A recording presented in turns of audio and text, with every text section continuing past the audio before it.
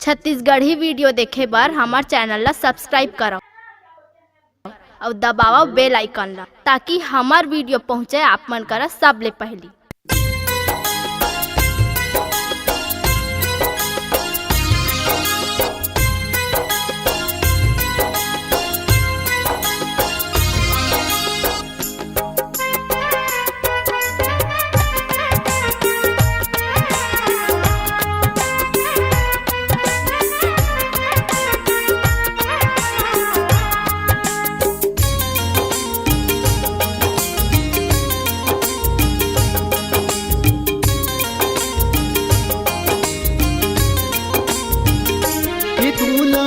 अच्छा समझी री तोला अच्छा समझी री संगिरी पीठ मोर चूरा घोपरी हाय रे पीठ मोर चूरा घोपरी ये तोला अच्छा समझी री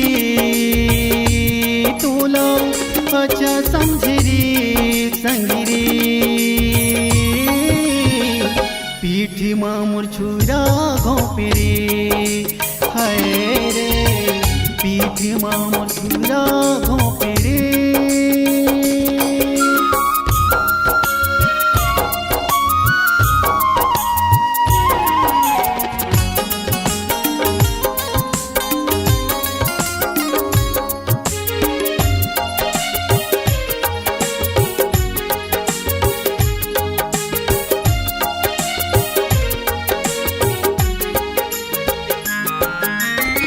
पहली मिलन के मोला सपना दिखाए रे तेरी तेरिया के रानी जीवला जलाए रे तेरी तेरिया के रानी जीवला जलाए रे।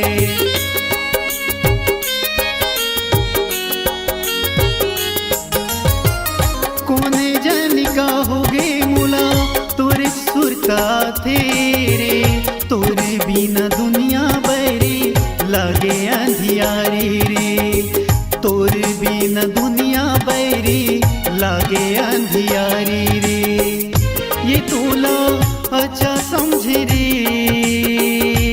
तोला अच्छा समझी रे संगिरी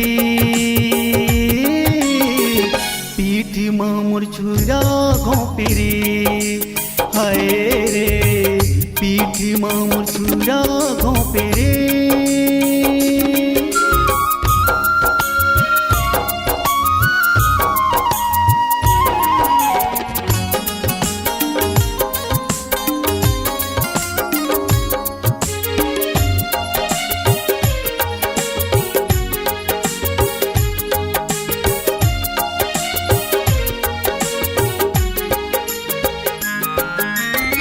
बिरहा की आगी जैसे जलत हवे अन्हारे करी की करार रानी देखे नहीं तो आए रे करी की करार रानी देखे नहीं तो आए रे।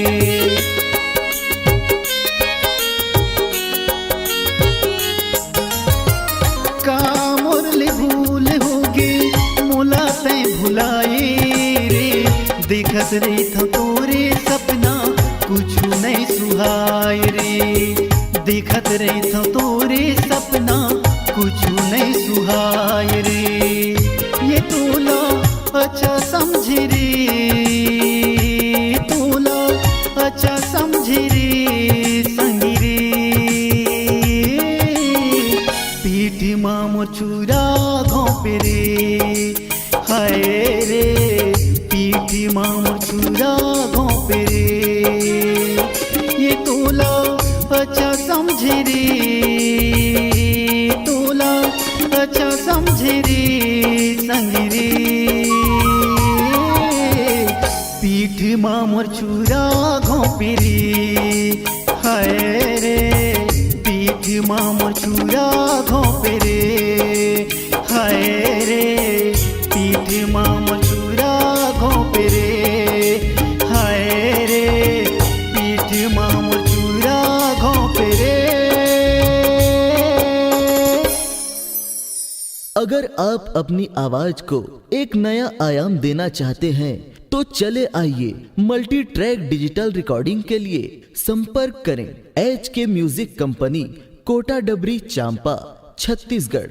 मोबाइल नंबर है 9329238487 और 8085380339।